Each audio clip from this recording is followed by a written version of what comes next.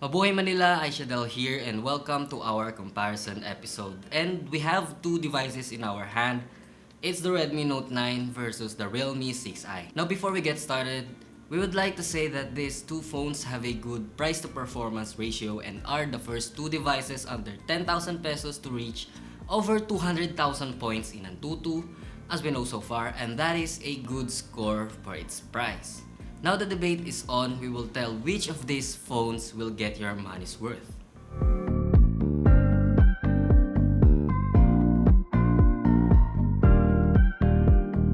The Redmi Note 9 has a glass looking back, but its plastic, definitely referred to as glass stick.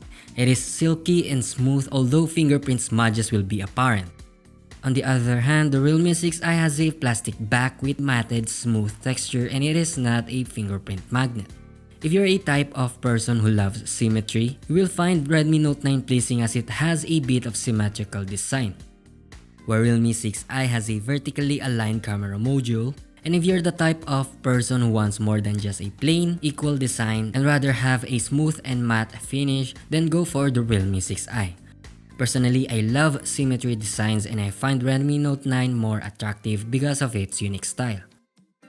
Now in terms of build, both are splash resistant and around their plastic frames, we will see the Redmi Note 9 power key and volume rocker in one location, while the Realme 6i has the power key on the right and volume rocker on the left.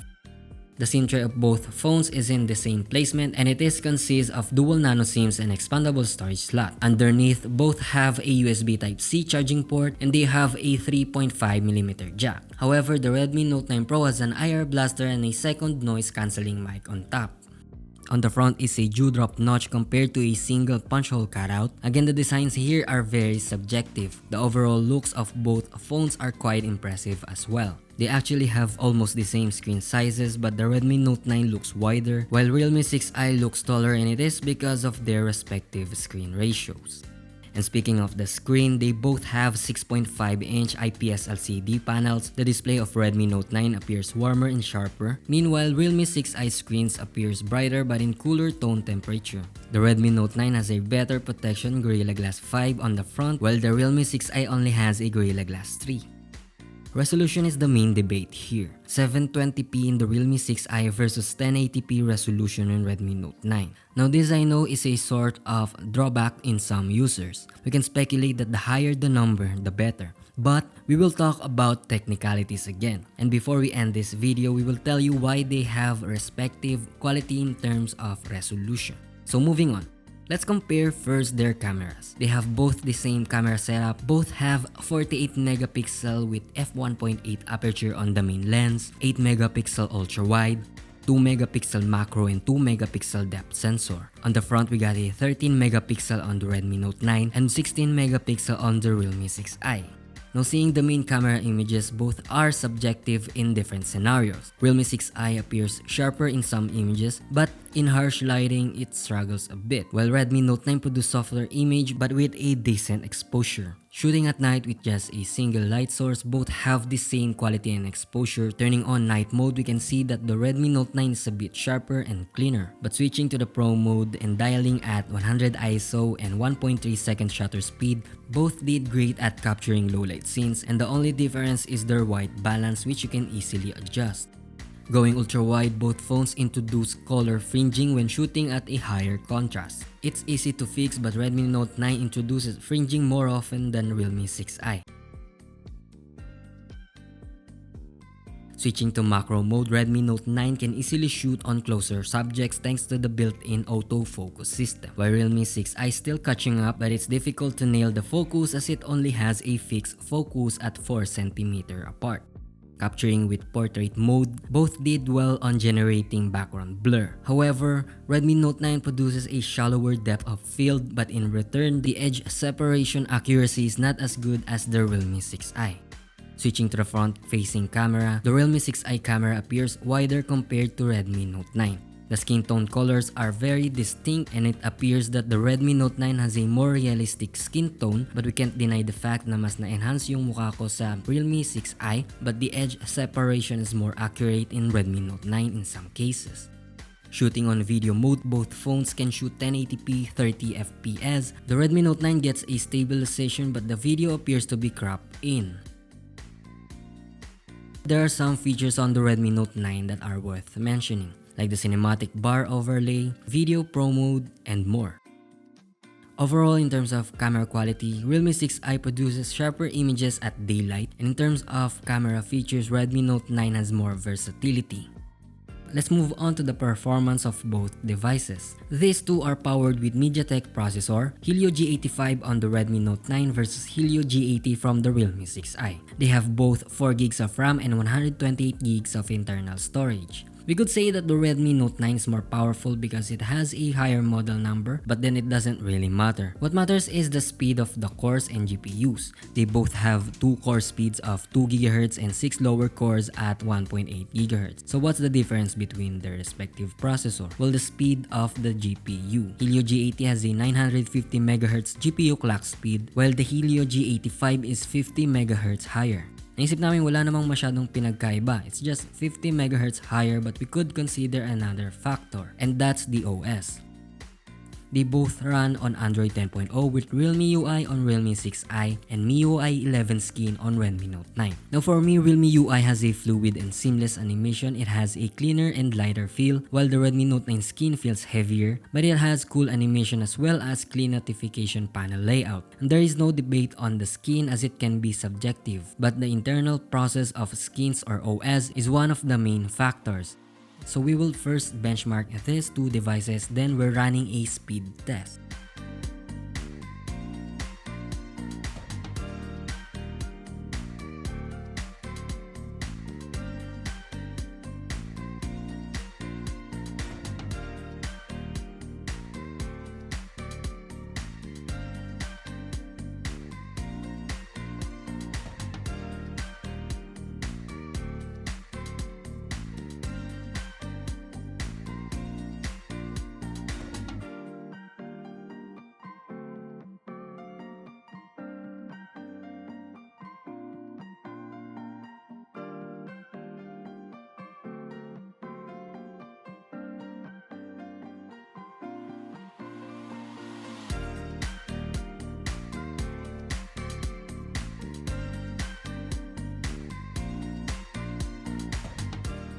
As you can see on our speed test, there's not much of a difference. They both are about a millisecond closer to each other in terms of launch time, and since they both have 4GB of RAM, they can easily compete with multitasking.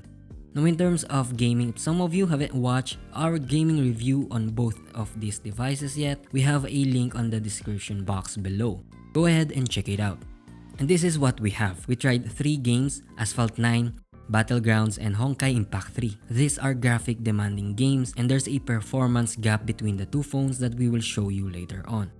First, here's a graphical comparison of our result. On Asphalt 9, we get a default settings. Redmi Note 9 and Realme 6i both have 30 FPS and 99% stability. They run the game well in default quality. Now in high settings, both are 30 frames, but the stability or chance of frame drops is a bit higher in Redmi Note 9 than the Realme 6i. Next, we have the Battlegrounds. Both got a nice score at high settings with at least 30 FPS with the same stability, although Realme 6i is more stable than Redmi Note 9. Next, we bumped the settings using the GFX tool, and now 6i is leading the frames and stability again. In Honkai Impact 3, at medium settings, they are both efficient at 30 FPS at 99% stability. Now when we max out our settings, this will become clearer. Realme 6i has a more average frame rate with 94% stability, while Redmi Note 9 achieves only 46 FPS at 96% stability. So clearly, the winner is none of the above. Why? The good thing is, ito yung dapat nyong titignan at bigyan pansin. Listen carefully, this topic is for playing at 1080p and 720p resolution. Like I said earlier, the debate here is on. If you really want 1080p gaming with sharp quality, good graphics, then go for the Redmi Note 9. But no smartphones are perfect in all aspects. It still depends on your preference. Which is why if you choose the Redmi Note 9, 1080p resolution will definitely sacrifice some stability, which means 1080p will use more processing power than 720p. You will receive either higher temperatures, 5% stuttering in games at high settings, though not all the time. On the other hand, if you pick Realme 6i, you will play at 720p only. The graphics will not be as sharp as the Redmi Note 9, so you will be sacrificing contentment and feel for comfortability. Meaning you will get a more stable gameplay because 720p gaming requires only a little less process. So if you're from a higher 1080p device and will switch from 720p gaming, you will be going to say that 1080p is better, and of course it is. But if you're still using a 720p phone, then it should be fine with you. Overall, you can play 1080p with recommended graphics or medium graphics to have at least 99% stable gameplay on Redmi Note 9. So yeah, comfortability versus contentment. What's your choice? Both phones needs to sacrifice some aspects, and we hope na explain namin sa inyo kung ano ang preferences na gusto nyo. It doesn't matter if the game or the display is higher if that person only wants to have a stable gameplay. On the other hand, it doesn't matter if the game aren't as stable at 100%, but you'll get a good and sharp graphics that are pleasing to the eye and satisfying. Now in terms of battery, they both got a large battery capacity. Redmi Note 9 with 5020 mAh battery, while Realme 6i have 5000 mAh cell. The charging time of both devices are not much leading with each other. They still charge a minimum of 2 hours and a half from 0 to 100%. In terms of audio, Redmi Note 9 is a bit louder at max volume, but if we equally adjusted the volume, each device still got a pretty decent sound quality. Both devices also got a nicer and cleaner bassy sound with little less sound distortion.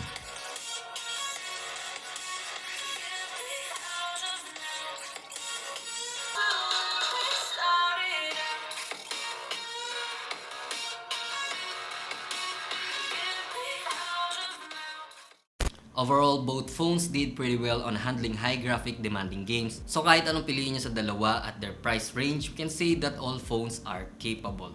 So what will be your choice? Let us know in the comment section below. This wraps our comparison for today. If you learned something from us, consider subscribing and hit that bell icon to be notified on our recent uploads. Visit manilashaker.com for more tech news, reviews, and comparison of the latest device. As always, mabuhay Manila!